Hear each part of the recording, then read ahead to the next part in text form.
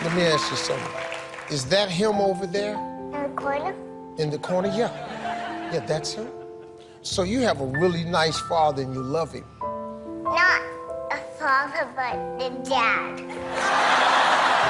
There is a direct, distinct difference. Anybody can be a father. It takes a special man to be a dad.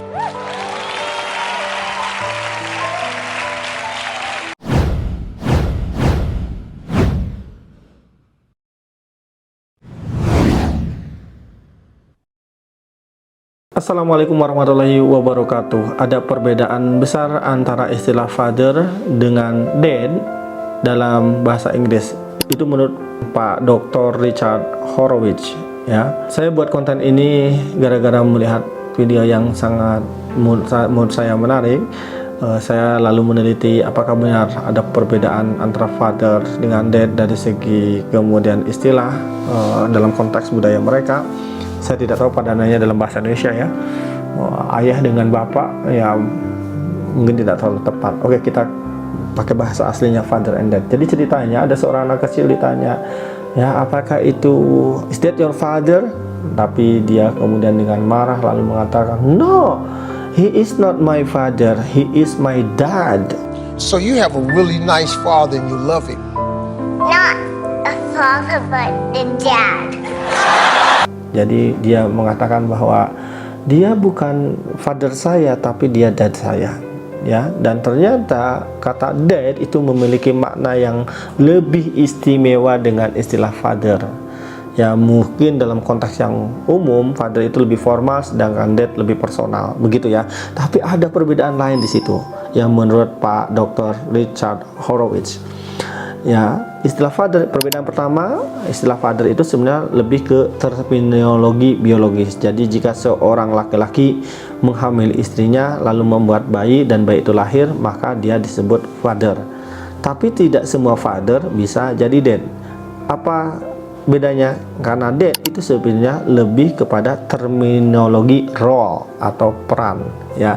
Jika father ini kemudian berinteraksi dengan anaknya, main dengan anaknya, memberikan curahan kasih sayang dengan anaknya, maka dia adalah seorang dad. Jadi perbedaan pertama, father adalah biological term, sedangkan dad berarti adalah role terminology.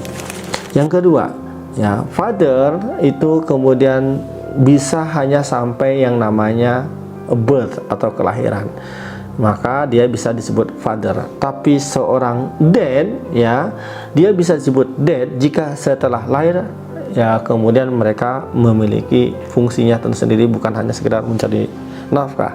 Jadi father itu before birth, sementara dad itu after, bukan hanya before tapi juga after birth atau setelah kelahiran.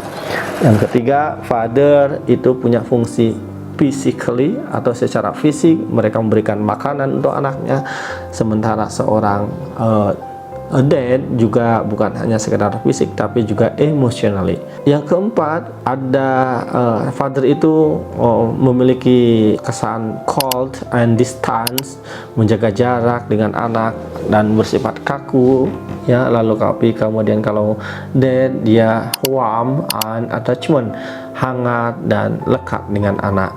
Lalu kemudian seorang father juga yang kelima providing basic human need, mereka menyediakan dasar-dasar kebutuhan manusia. Tapi seorang dad dia bukan hanya providing basic human need tapi juga providing emotional needs, begitu.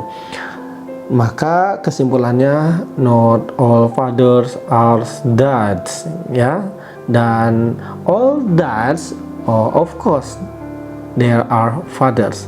Semoga yang dengar video ini juga menjadi dads buat keluarga dan anak-anaknya, bukan hanya sebagai father. Semoga bermanfaat. Assalamualaikum warahmatullahi wabarakatuh.